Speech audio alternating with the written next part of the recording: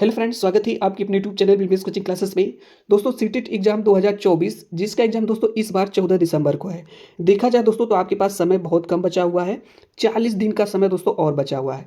इन 40 दिनों में दोस्तों पढ़ करके आप सीटेट एग्जाम क्वालिफाई कर सकते हैं, यदि दोस्तों अभी तक आप लोगों ने कुछ भी नहीं पढ़ा है तो भी। लेकिन दोस्तों करना क्या होगा, देखिए दोस्तों डेली एक आपको प्रीवियस ईयर क्वेश्चन पेपर लगाना है। दोस्तों मैं आपको बता दें 2014 से लेकर के 2023 तक जितने भी पेपर दोस्तों हुए हैं, सभी पेपर को दोस्तों आप सॉल्व करके जाइए, सभी पेपर्स को देख करके जाइए। आप सीटेट एग्जाम क्वालिफाई कर सकते हैं, ठीक है। बहुत ज़्यादा दोस्तों कठिन नहीं है। अगर एक बार दोस्तों सीटेट का पैटर्न समझ गए तो आपके लिए सीटेट एग्जाम आसान हो जाएगा। होता क्या है दोस्तों, आप बहुत पढ़ते हैं लेकिन सीटेट के पैटर्न को नहीं समझ पाते हैं, और सीटेट के पैटर्न को दोस्तों तभी समझेंगे जब इनके आप प्रीवियस ईयर क्वेश्चन पेपर आप देखेंगे, ठीक है। तो इसी तरीके से दोस्तों मैं आपको अपने क्लास में लगातार आपको प्रीवियस ईयर क्वेश्चन पेपर करा रहे हैं पीवाईक्यू, ठीक है। आज की क्लास में हम आपको कराने जा रहे हैं सामाजिक अध्ययन के 30 प्रश्नों का एक सेट। दोस्तों जैसा कि आपको पता है दोस्तों, सामाजिक अध्ययन 6 to 8 में पूछा जाता है, क्लास 6 to 8 पेपर 2 में, जिसके दोस्तों 60 प्रश्न पूछे जाते हैं। तो आज की क्लास में दोस्तों हम आपको सभी प्रश्न कराने वाले हैं। एक पेपर दोस्तों लिए हैं जिसका एग्जाम दोस्तों आपका 20 अगस्त 2023 को हुआ था, जिसमें सामाजिक अध्ययन के प्रश्न जितने भी पूछे गए थे दोस्तों हम आज इस क्लास में कराने वाले हैं। तो दोस्तों इस टेस्ट को दीजिए, इस मॉक टेस्ट को, और देखिए कि कितने प्रश्न आप सही कर पाते हैं। देखिए दोस्तों ऐसा ही पेपर आपके एग्जाम में आपको देखने को मिलेगा, ऐसा ही कुछ पेपर आपके एग्जाम में भी आपको देखने को मिलेगा इसी पैटर्न पे आधारित। तो दोस्तों क्यों नहीं आप सभी प्रीवियस ईयर क्वेश्चन पेपर को करके जाते हैं। और दोस्तों हम आपको बता दें, हमने जो सीटेट एग्जाम क्वालिफाई किया था 2 से 3 महीने में ही पढ़ करके क्वालिफाई कर लिया था। हमने किया क्या था दोस्तों, जितने भी प्रीवियस ईयर क्वेश्चन पेपर थे 2013 से लेकर के 2023 तक सभी करके गए, और इस बार का दोस्तों सीटेट एग्जाम हमने क्वालिफाई कर लिया था आसानी से। तो दोस्तों आप भी कर सकते हैं, ठीक है। आप में भी दोस्तों वो कैपेबिलिटी है, अगर आप 40 दिन में भी दोस्तों पढ़ करके कर सकते हैं। लेकिन दोस्तों हम आपको एक चीज़ बताएंगे कि आप क्लास अटेंड कर रहे हैं, करिए, जो भी पढ़ रहे हैं पढ़िए, लेकिन मेरे कहने से दोस्तों एक प्रीवियस ईयर क्वेश्चन पेपर जरूर लगाइए। हम अपने इस चैनल पर लगातार दोस्तों प्रीवियस ईयर क्वेश्चन पेपर करा रहे हैं। अभी तक दोस्तों हमारे इस चैनल से नहीं जुड़े हैं तो बीबीएस कोचिंग क्लासेस चैनल को अभी तक सब्सक्राइब नहीं किया है तो सब्सक्राइब कर लीजिए, और बेल आइकन पर क्लिक करके ऑल पर क्लिक कर लीजिए, ताकि क्लास का नोटिफिकेशन आप तक पहुंचता रहे। डेली सुबह में दोस्तों 7 से 8 बजे के बीच आपको एक वीडियो मिल जाएगी प्रीवियस ईयर क्वेश्चन पेपर का। उस प्रीवियस ईयर क्वेश्चन पेपर को दोस्तों जरूर देखिए, ठीक है। चलिए दोस्तों मॉक टेस्ट को स्टार्ट किया जाए और देखा जाए कितने प्रश्न आप सही कर पाते हैं आज की इस क्लास से। तो चलिए दोस्तों विदाउट डिले इन प्रश्नों को देखा जाए। पहला प्रश्न दोस्तों आपसे पूछा गया है। देखिए दोस्तों प्रश्न करने से पहले हम आपको एक चीज़ बता दें, सीटेट एग्जाम के प्रश्न बड़े होते हैं, उनके ऑप्शंस भी बड़े होते हैं। और दोस्तों आपको घबराना नहीं है। ज़्यादातर लोग दोस्तों घबरा जाते हैं इनके प्रश्नों को देख करके, इनके ऑप्शंस को नहीं पढ़ते हैं, वहीं पर दोस्तों आप क्वेश्चन को गलत कर देते हैं। सबसे पहले दोस्तों अपने अंदर एक हैबिट बनाइए। अगर आप सीटेट एग्जाम क्वालिफाई करना चाहते हैं तो आप प्रश्न को अच्छे से पढ़िए, ऑप्शंस को भी पढ़िए। दोस्तों भले आपको प्रश्न आ रहा हो या ना आ रहा हो, ठीक है, सभी ऑप्शंस को अच्छे से पढ़िए, और प्रश्नों को भी दोस्तों जो दिया गया उसको भी अच्छे से पढ़िए। ये दोस्तों अपने अंदर हैबिट लाइए। अगर दोस्तों ये हैबिट आप लाएंगे तो निश्चित रूप से दोस्तों आपका कॉन्फिडेंस बढ़ेगा और सीटेट एग्जाम आप इस बार का पास कर लेंगे, ठीक है। तो चलिए दोस्तों हमारे साथ इन प्रश्नों को पढ़िए और ऑप्शंस को भी पढ़िए, और आप आंसर देने का प्रयास कीजिएगा कौन सा ऑप्शन सही होगा, ठीक है।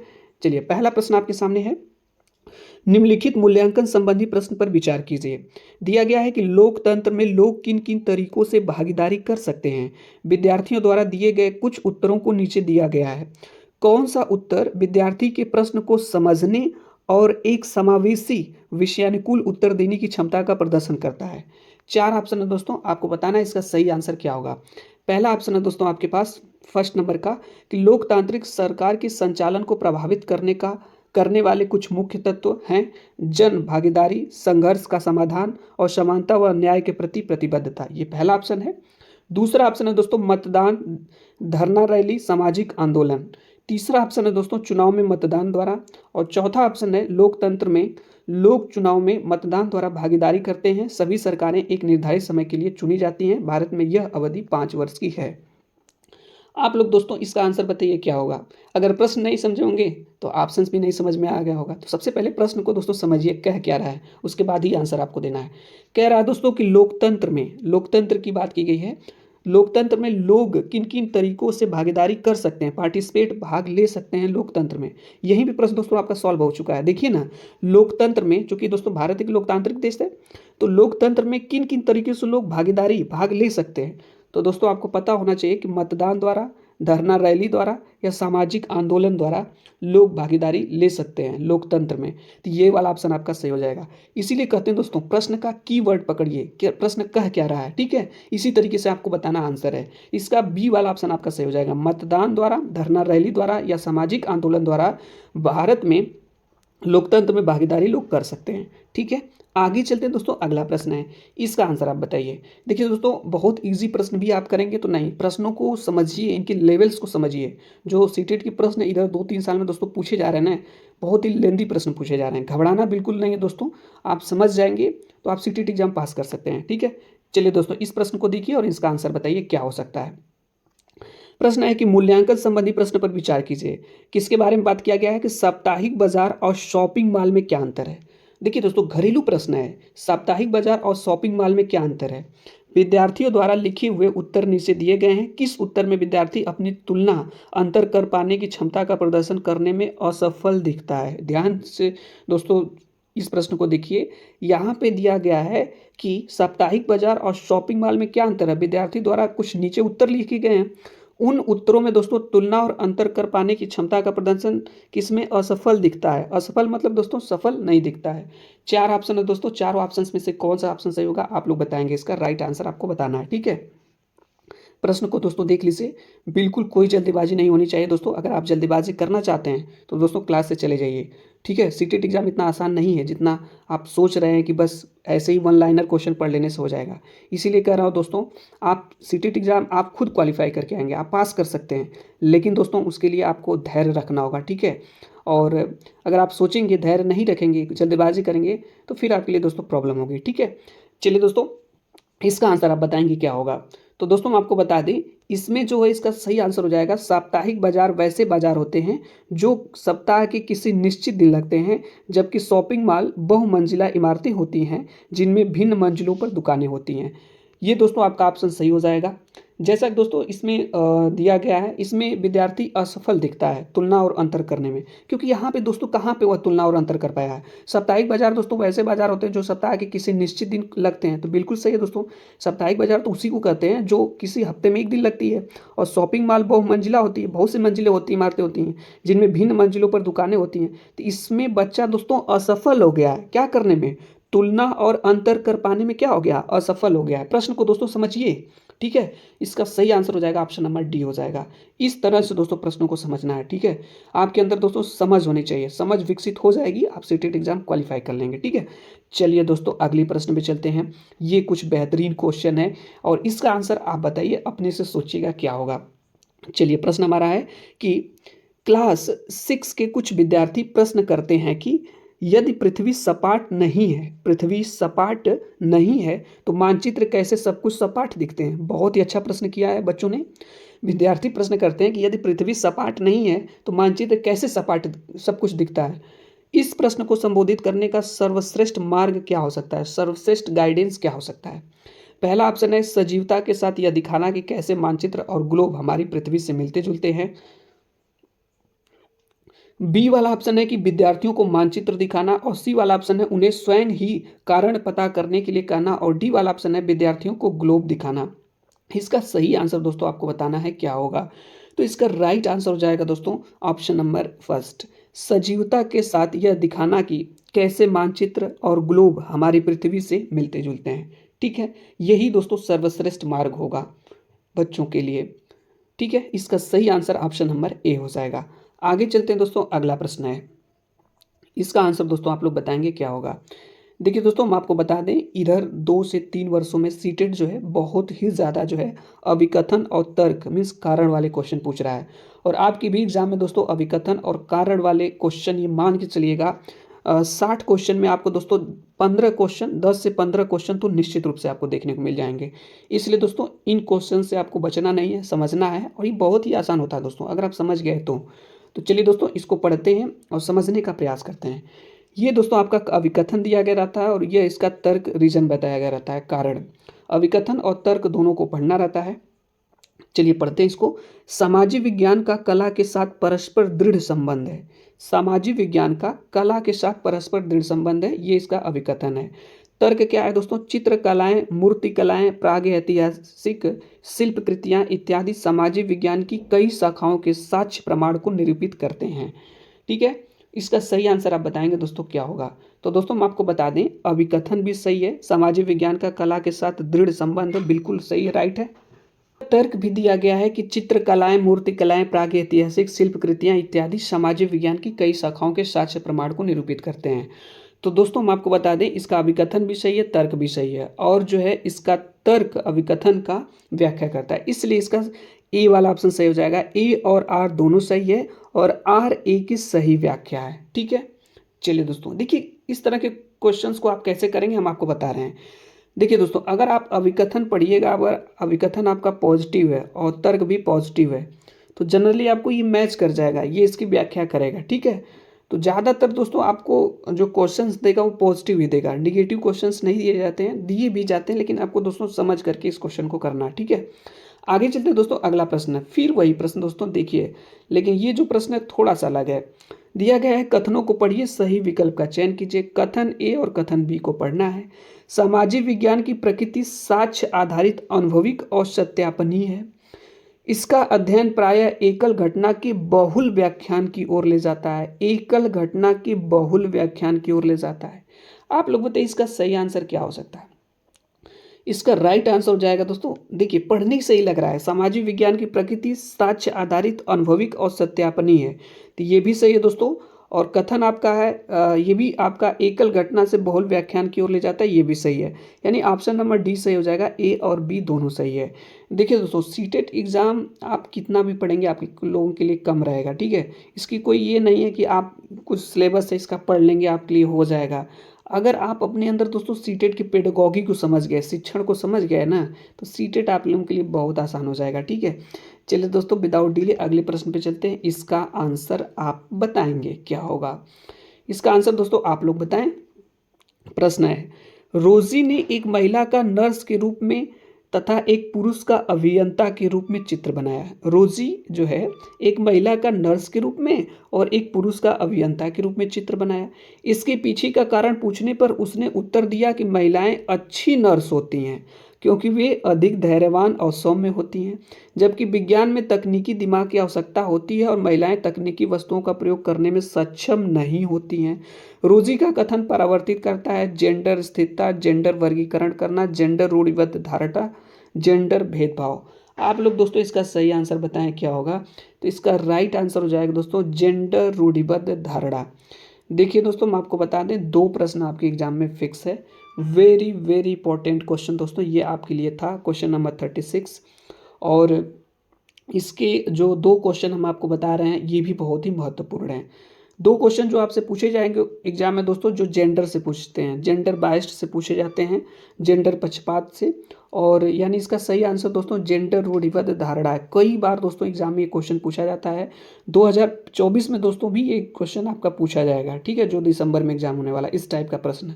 और एक आपका दोस्तों विकार से पूछा जाता है, डिसएबिलिटी से पूछा जाता है क्वेश्चन, वो भी। ठीक है, दो क्वेश्चन आपके लिए इंपॉर्टेंट है। चलिए दोस्तों अगले प्रश्न पे चलते हैं। अगला प्रश्न है, इसका आंसर आप बताएंगे क्या होगा? विद्यार्थियों को भारत की चुनाव प्रक्रिया के बारे में सुपरिचित कराने के लिए निम्नलिखित में से कौन सी शिक्षा शास्त्रीय विधि श्रेष्ठ होगी? तो दोस्तों आप लोग बताइएगा, विद्यार्थियों को भारत की चुनाव की प्रक्रिया के बारे में सुपरिचित कराने के लिए चुनाव की प्रक्रिया के बारे में कौन सी विधि बहुत ही श्रेष्ठ होगी? चार ऑप्शन दोस्तों, इसका सही आंसर हो जाएगा कि क्लास में कक्षा प्रतिनिधियों के लिए चुनाव का आयोजन। दोस्तों अगर क्लास में आप आयोजन करेंगे तो दोस्तों उससे बेटर विद्यार्थी सीख पाएंगे कि भारत में चुनाव की प्रक्रिया कैसे होती है। इसका सही आंसर शो इसलिए हो जाएगा आपका ऑप्शन नंबर बी। नेक्स्ट अगले क्वेश्चन पे चलते हैं दोस्तों। अगला प्रश्न आपके सामने ये रहा कि आदिवासी और चलवासी पशुचारियों चरवाहों के जीवन के प्रति विद्यार्थियों को संवेदनशील बनाने हेतु श्रेष्ठ संभाव्य अभ्यास होगा। आदिवासी और चलवासी पशुचारियों के जीवन के प्रति दोस्तों विद्यार्थियों को संवेदनशील बनाने के लिए श्रेष्ठ संभाव्य अभ्यास कौन सा होगा? चार ऑप्शन दोस्तों, इसका राइट आंसर हो जाएगा आपका कि बकर वालों पर चलचित्र तथा वृत्त चित्र दिखाना। ये वाला ऑप्शन आपका बेस्ट होगा। ठीक है, आगे चलते दोस्तों, इसका आंसर आप बताएंगे क्या होगा? इसका आंसर देखते हैं कितने लोग बताते हैं। प्रश्न हमारा है कि विद्यार्थियों द्वारा जल के इस्तेमाल पर सामूहिक चर्चा करते समय शिक्षक को श्यामपट्ट का इस्तेमाल निम्नलिखित में से किस तरह करना चाहिए। विद्यार्थियों द्वारा जल के इस्तेमाल पर सामूहिक चर्चा करते समय शिक्षक को श्यामपट्ट का इस्तेमाल निम्नलिखित में से किस तरह करना चाहिए। 4 ऑप्शन है दोस्तों, आप लोग बताइए ना इसका सही आंसर क्या होगा। देखिए दोस्तों, प्रश्न देख करके घबराना नहीं है, और ऐसा नहीं है कि प्रश्न देखकर घबरा लगे और छोड़ दिए, ऐसा कुछ नहीं दोस्तों। पेशेंस रखेंगे, धैर्य रखेंगे, जल्दबाजी नहीं करेंगे, आप खुद प्रश्न सही करके आएंगे।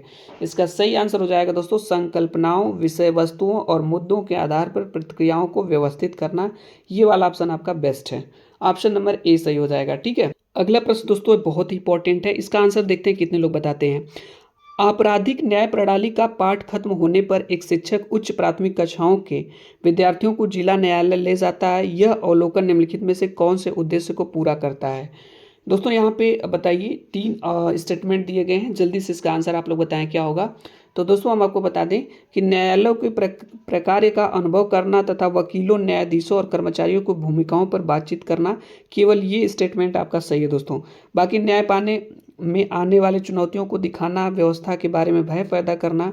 तो दोस्तों हम आपको बता दें नेगेटिव ऑप्शन नहीं होता है, हमेशा आपको एक पॉजिटिव आंसर सेलेक्ट करना है, इसलिए बी वाला नहीं होगा, भय पैदा करना। और सी वाला है विभिन्न मुद्दों में फंसे लोगों की परेशानियों को दिखाकर दोस्तों ये भी नहीं होगा, इसलिए इसका स्टेटमेंट आपका ऑप्शन नंबर ए वाला स्टेटमेंट सही है, इसलिए ऑप्शन नंबर डी सही हो जाएगा, यहाँ पे दिया गया है। इसी तरीके से दोस्तों आपको भी समझना है। आगे चलते हैं दोस्तों, अगला प्रश्न है, इसका आंसर आप बताएंगे क्या होगा।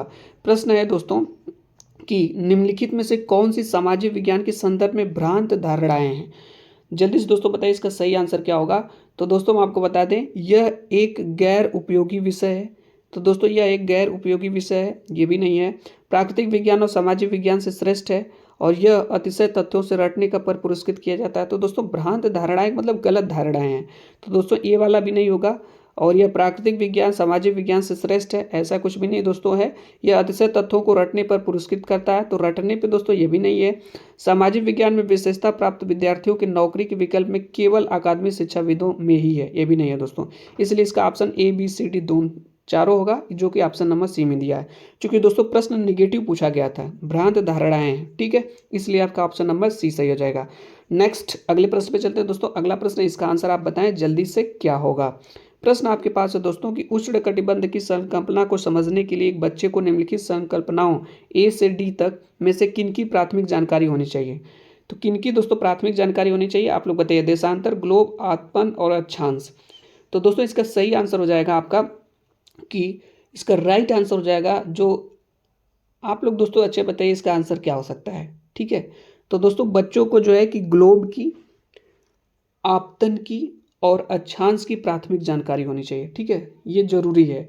ये किस ऑप्शन में है, तो B C D, option number B में दोस्तों। ठीक है, आगे चलते हैं दोस्तों। अगला प्रश्न है, इसका आंसर आप बताएं क्या होगा। ये भी देखिए दोस्तों, कथन और कारण का क्वेश्चन आ ही गया। क्या है कि निम्नलिखित कथनों को पढ़िए और सही विकल्प का चयन कीजिए। तो चलिए दोस्तों इसको पढ़िए आप लोग और इसको बताइए। अभिकथन क्या है कि नागरिक शास्त्र से राजनीति विज्ञान नामावली में परिवर्तन समकालीन भारत के मामलों के प्रति ध्यान वापस लाने के लिए था। तर्क दिया गया है कि ब्रिटिश राज के प्रति भारतीयों में बढ़ती अनिश्चितता की पृष्ठभूमि में औपनिवेशिक काल के समय भारतीय स्कूल पाठ्यचर्या में नागरिक शास्त्र आया था। देखिए दोस्तों, नहीं समझ में आया तो 2 टाइम्स पढ़िए, कोई जल्दबाजी नहीं है। इसका सही आंसर दोस्तों आप लोग बताएंगे, तो हम दोस्तों इसका सही आंसर बता रहे हैं आपको। ए और आर दोनों सही है, ए और आर आपका दोनों सही है, और आर ए की सही व्याख्या करता है, यानी अभिकथन भी सही है, तर्क भी सही है, और ये इसका सही व्याख्या करता है। आगे चलते दोस्तों, अगला प्रश्न है, इसका आंसर आप बताएंगे क्या होगा। प्रश्न हमारा है कि निम्नलिखित में से कौन सी गतिविधियां बच्चों में समाज में महिलाओं के काम को लेकर आलोचनात्मक सोच विकसित करने में मदद करती हैं। 4 ऑप्शन दोस्तों, इसका सही आंसर आप बताएं। आप लोग दोस्तों पढ़िए ऑप्शंस को और आंसर बताने का प्रयास करिए। तो दोस्तों इसका सही आंसर हो जाएगा आपका, इसका राइट आंसर आपको बताना है। यहाँ पे देखिए दोस्तों, आपकी 4 अभिकथन दिए गए हैं, ऑप्शन आपका यहाँ पे है, ठीक है, नीचे देखिए दिया गया है।